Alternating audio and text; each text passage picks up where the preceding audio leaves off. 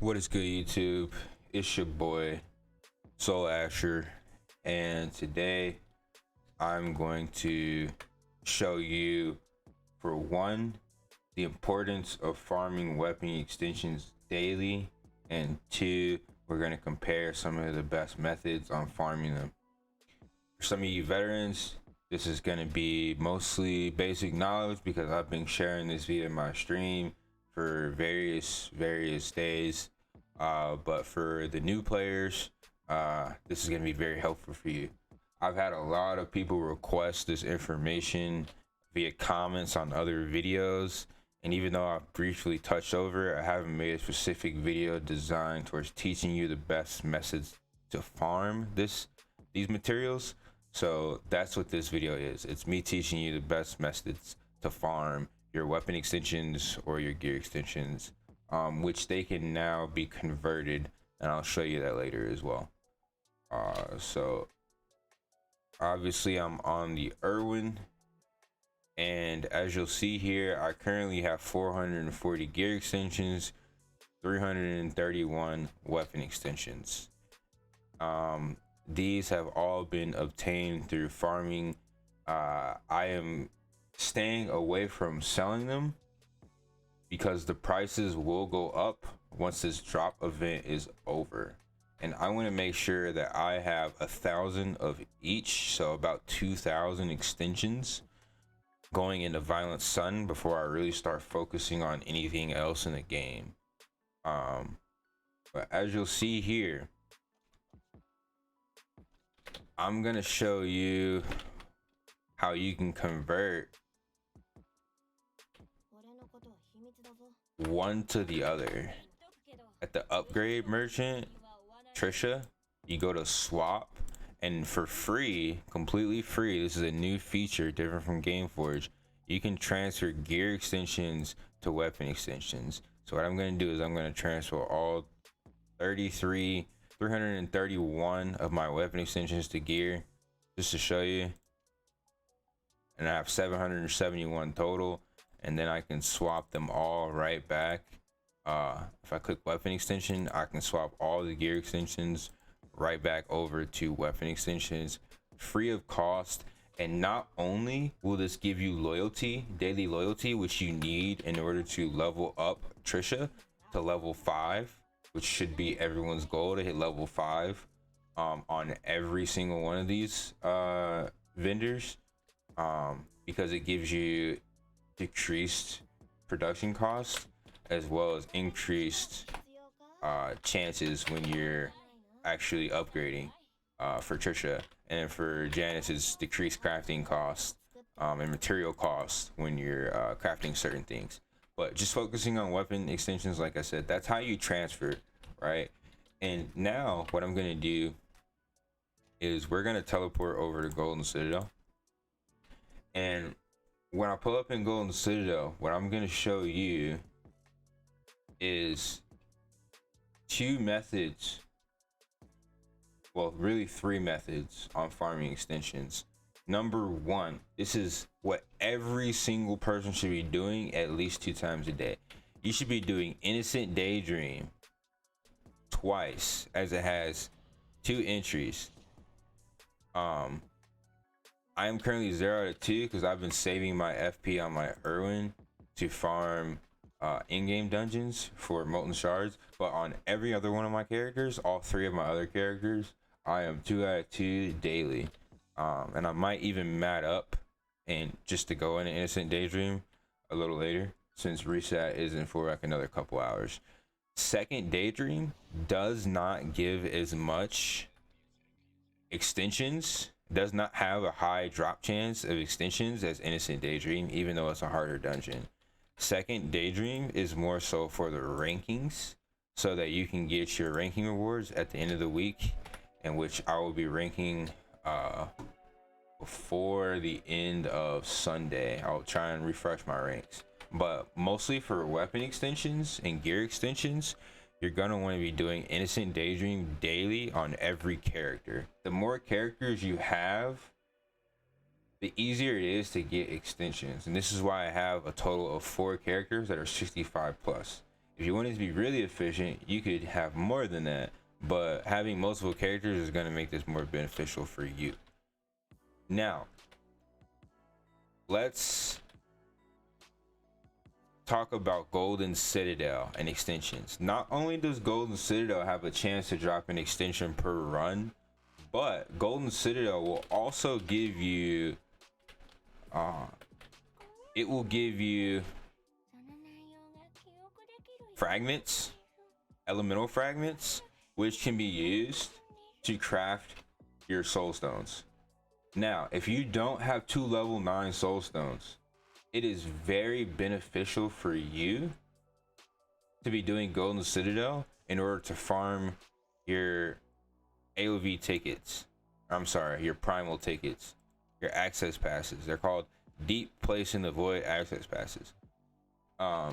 These tickets allow you to get into primal, and you also get them from completing Golden Citadel. But here is the deciding factor on whether you want to farm Golden Citadel or primal. You can buy these tickets, and currently you'll see that they are 480k in the market. I'm gonna go ahead and buy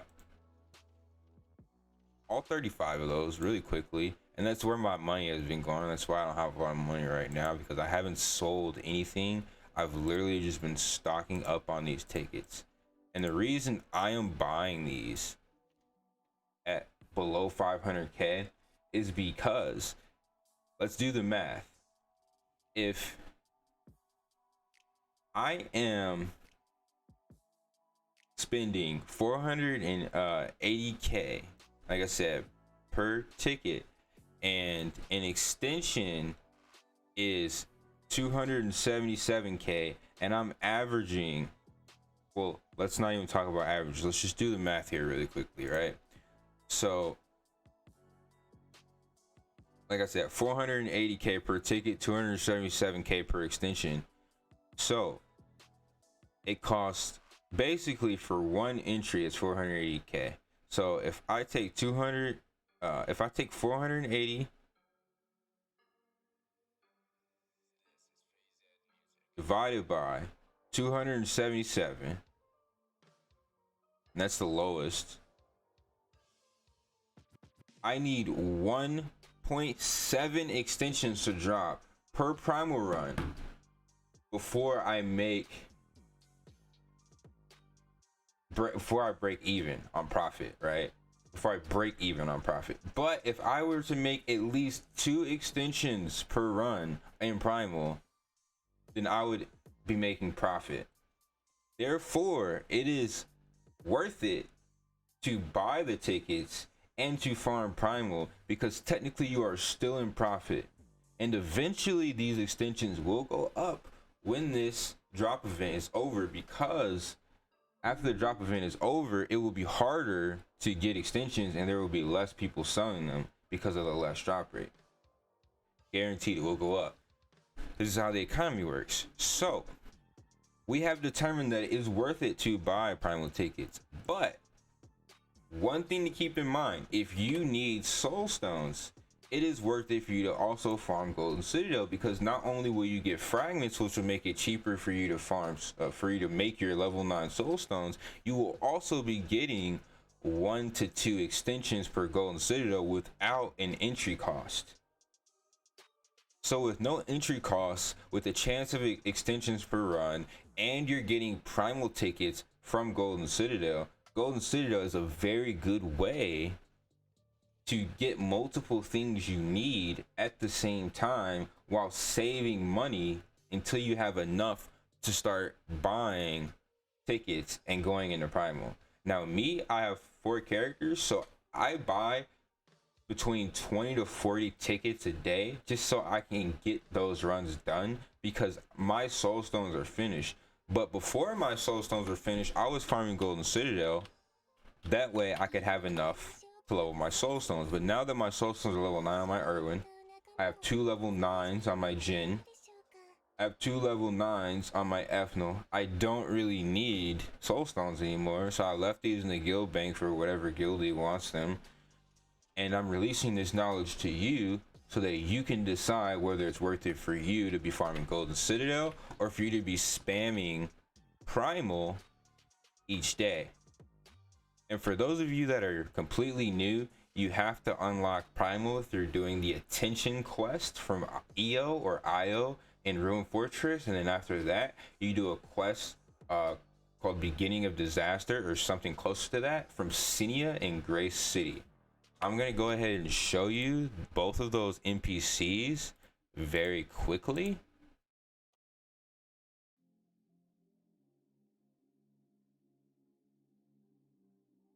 Golden Citadel you unlock through a quest after you hit.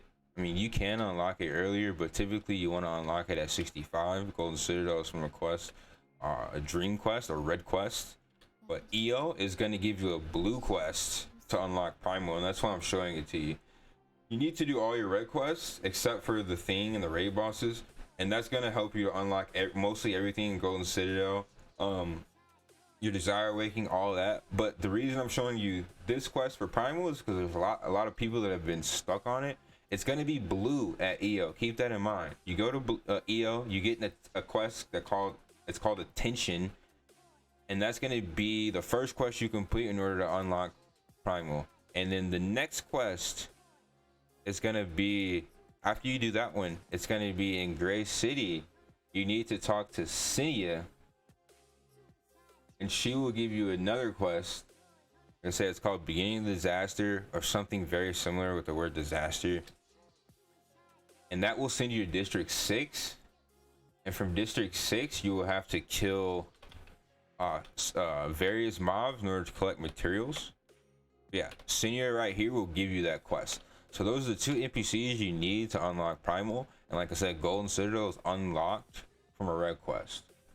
So that should be everything you need to know in order to start stacking weapon extensions, and you are now informed on the market so that you can make the best decisions for your gear. Keep in mind, if you're going for Lunarfall gear, I personally used well over 1200 extensions, but I finished, well, let me say I acquired well over 1200 extensions, but I finished my full plus 9 Lunarfall with only using like maybe 900, and I gave away the rest of my guildies, and then I started stacking again because I'm trying to prepare, like I said, for VS, because VS is going to take about 8 per, whereas Lunarfall gear takes 5 per upgrade. So it's going to get very, very expensive as far as extensions go. So you're going to be very careful with how you're spending your extensions, you guys. I think that's the majority of the info that I need to release to you for this video. Thank you guys for watching. Peace and love.